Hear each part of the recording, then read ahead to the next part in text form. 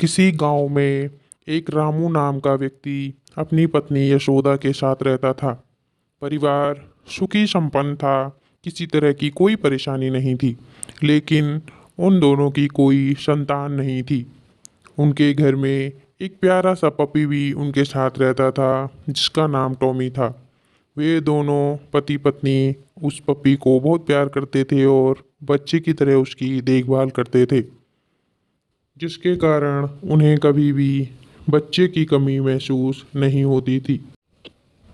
जब भी वह व्यक्ति काम पर जाता तो उसकी पत्नी सारा दिन टॉमी के साथ खेलती, उसे नहलाती धुलाती, खाना पीना खिलाती और उसे बच्चे की तरह प्यार करती, उसके साथ सारा दिन खेलती।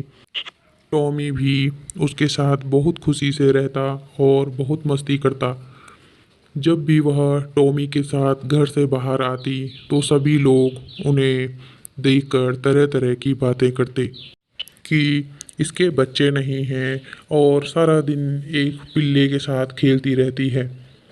टॉमी सब कुछ समझता और सभी की बातों को अनसुना करके चला जाता। एक दिन गांव के दो आदमी, सोनू और मोनू, जो कि जुड़वा भाई थे, उन्होंने सोचा क्यों ना इस कुत्ते को चुरा कर बेच दिया जाए, खूब पैसे मिलेंगे। तो दोनों ने योजना बनाई और एक दिन रात को रामू के घर जाने का निर्णय किया। एक दिन रात को दोनों रामू के घर गए और कुत्ते को वहाँ से ले जाने के लिए उसे लालच देकर अपने पास बुलाने लगे। दोनों ने रामू के कुत्ते को पकड़ लिया और अपने साथ ले आए। फिर उन्होंने सोचा इसको बेचने के लिए हम कल सुबह ही चले जाएंगे। जैसे ही अगले दिन सुबह हुई, दोनों उसे लेकर बेचने चल दिए और चलते चलते रास्ते में उन्हें एक धनी सेठ मिला। उन्होंने सेठ जी से कहा कि ये कुत्ता बहुत समझदार है और घर की रखवाली भी बहुत अच्छे से करता है।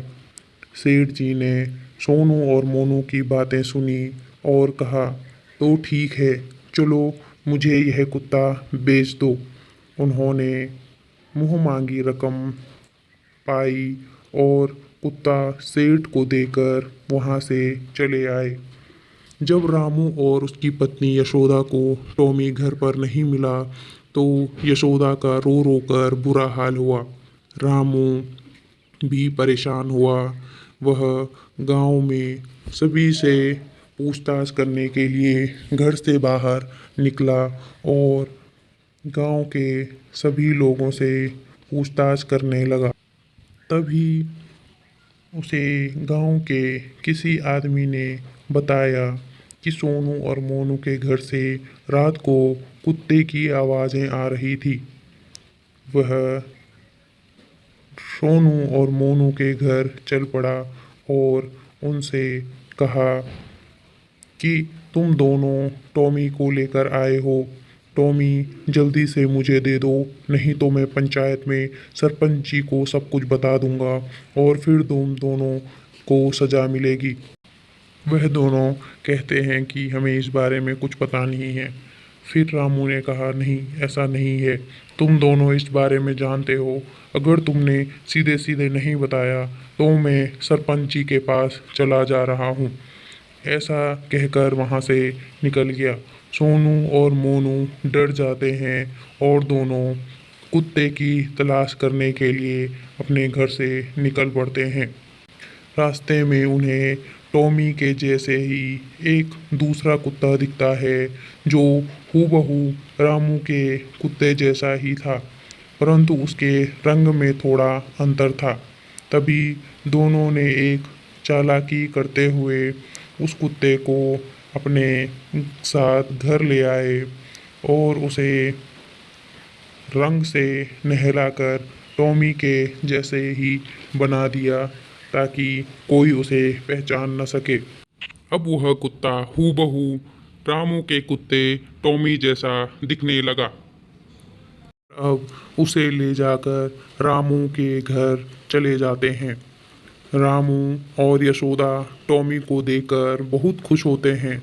सोनू और मोनू कहते हैं कि हम अपने द्वारा किए गए कार्य के लिए बहुत शर्मिंदा हैं, प्लीज़ आप हमें माफ़ कर दीजिए, और वहाँ से चले जाते हैं। अब यशोदा रामू से कहती है कि आज से मैं टॉमी का दोगुना ख्याल रखूंगी ताकि उसे हमसे कोई अलग न कर सके। यशोदा फिर टॉमी को हमेशा की तरह नहलाने धुलाने के लिए ले जाती है।